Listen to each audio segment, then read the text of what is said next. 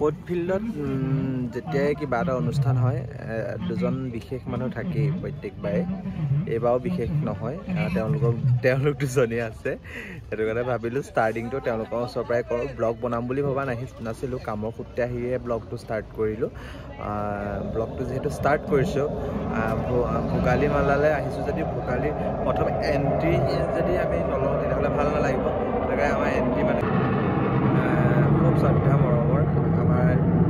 এয়া বীৰেন্দ্ৰ দা আহিয়া বিশ্ব মেলা একদম ধুনীয়া হৈছে শেষ মানে পৰহিলে মানুহ আহিছে মানুহ হৈছে ন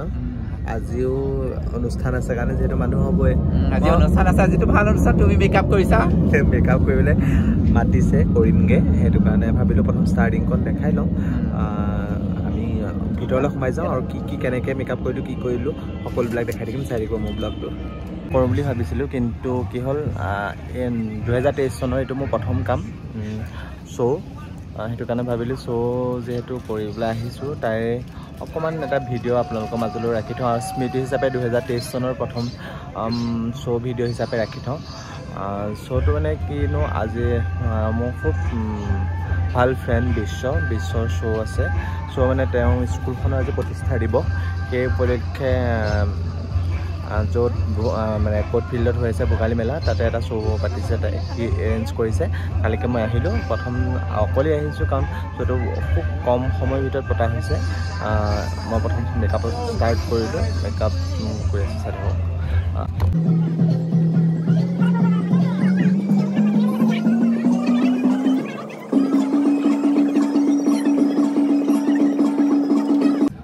মেকআপ কৰিবলৈ ষ্টাৰ্ট কৰিছোঁ সেই পাই গীতা তাইক নতুন বছৰ আজি প্ৰথম লগ পাইছোঁ তাই মোক অকণমান ক'লোঁ হেল্প কৰি দিবলৈ হেল্প কৰিব আহি পাই গ'ল চাই থাকক আৰু এজনী আহিব পাৰিবা কোনোবা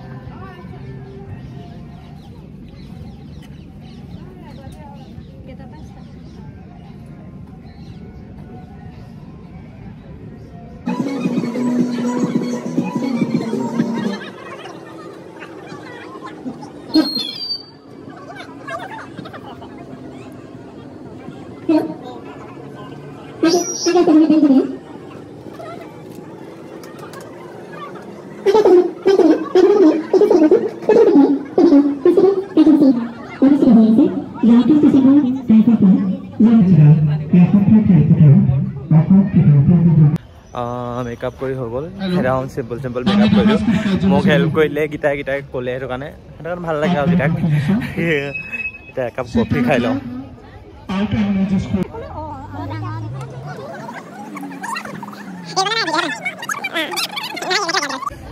যিহেতু ভোগালী মেলা ভোগ কৰিবই লাগিব দোকানবিলাক চাই আছোঁ বলক বা এজনীৰ দোকানলৈ গৈ আছোঁ কি এৰেঞ্জ কৰিছে সকলোবিলাক দেখাই আছোঁ চাই থাকক খা তই মোক খালি গাহৰি খুৱাবগৈ লাগিব বাহি মা খলৰ আহি পাই গ'লোহি এজনী বাৰ লগত বহুত দিনৰ পৰা চিনাকি বা কেনেকুৱা ভালেই ভোগালী মেলা আয়োজন আৰু মাত্ৰ দুদিন আছে ন আৰু 13 তাৰিখলৈকে আছে মই চাগে ভিডিঅ'টো কাইলৈ দিম মোৰ যিখিনি ছাবস্ক্ৰাইব আছে ভোগালী মেলালৈ আহক আৰু মা খলত আহি পিনে এবাৰ ইয়াৰ আমেজটো লৈ চাওক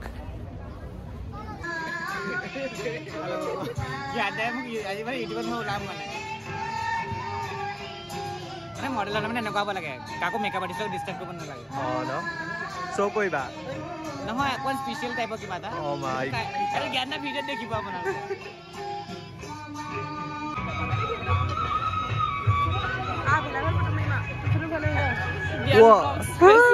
কি খবৰ ৰাতিপুৱা ফোন কৰি কৈছিলো ন কি খবৰ এনেকে মানে যতে আবিৰ্ভাৱ হয় কৃষ্ণ আকৌ যতে চাৰ্চ পাই ততে ভিডিঅ' মানে ব্লগ লাগে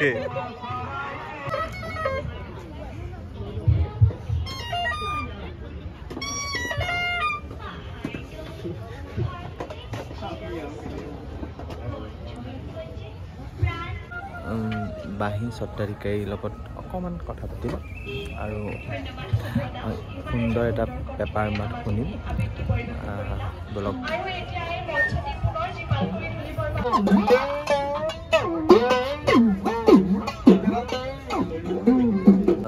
যেহেতু মই কৈছিলোঁ পাৰ্থদাৰ লগত কথা পাতিম বুলি খুব মোৰ মৰমৰ দাদা বহুত দিনৰ আগৰে পৰাই দাদাৰ লগত মোৰ সম্পৰ্ক আছে মানে বিহুৰ লগত জড়িত সেইকাৰণে দাদাৰ লগত অকণমান কথা পাতিম এয়া আমাৰ সকলোৱে মৰমৰ পাৰ্থদা কি হ'ব পাৰ্থদা কেনেকুৱা মানে ভোটাৰী আহি গ'ল ভোগালী ৰং আনন্দৰ মাজতে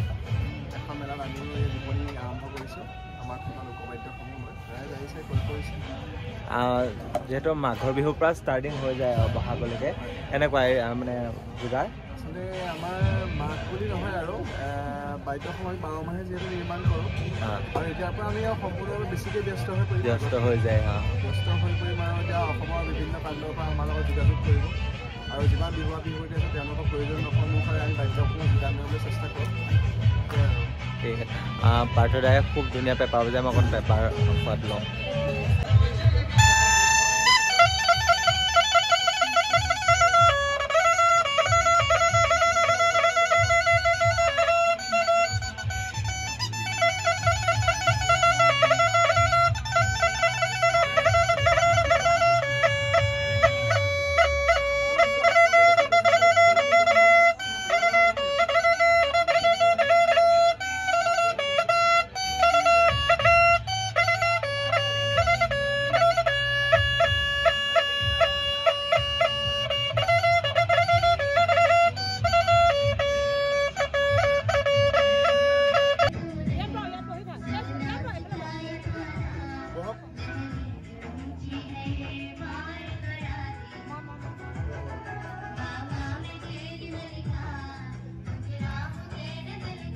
তই গাহৰি খাবিনে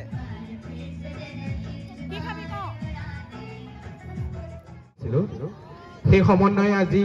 আহি 10টা বৰ্ষত ভৰি দিছে আমি ভোগালীৰ মঞ্চত এই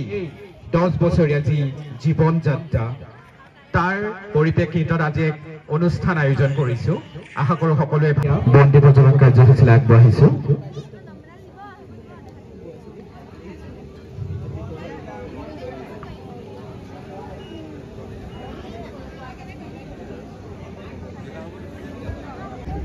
হাত চাপু এইবোৰ খালি আহিছে হাত চাপু এটা দিলে ভাল হয়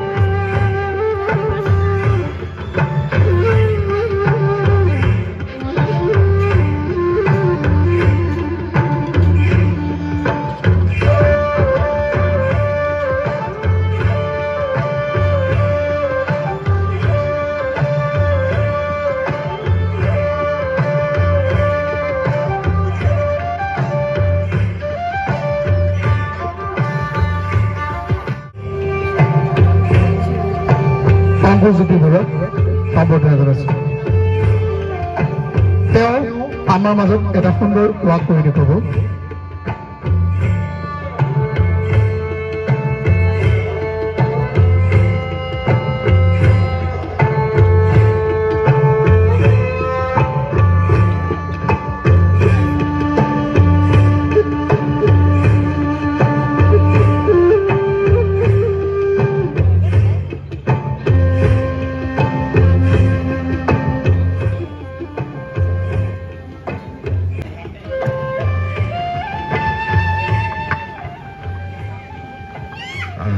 কি বুলি মই ধন্যবাদ দিম আচলতে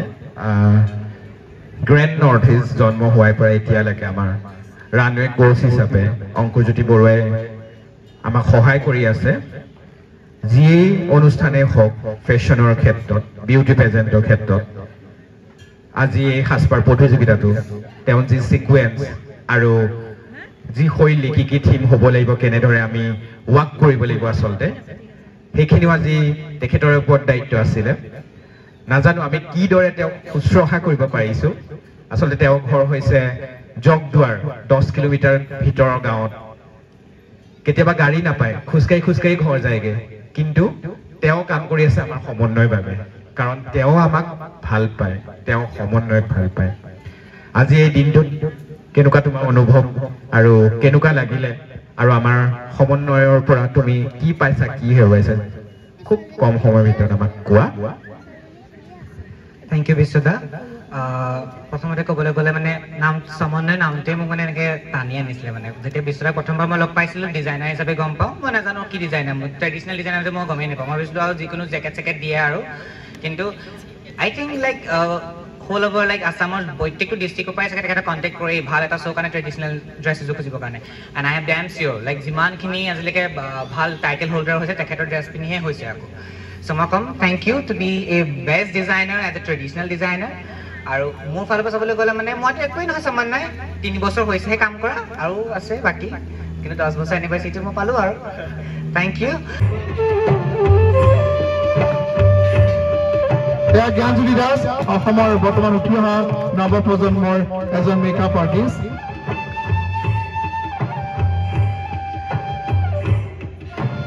তেওঁক এখনি ফুলাম গামোচাৰে এটা মমেণ্টৰে সম্বৰ্ধনা জনাইছে এয়া সাংবাদিকা এয়া বিশ্বজ্যোতি দত্তই এটা মমেণ্টৰে প্ৰদান কৰিছে স্মাৰক প্ৰদান কৰিছে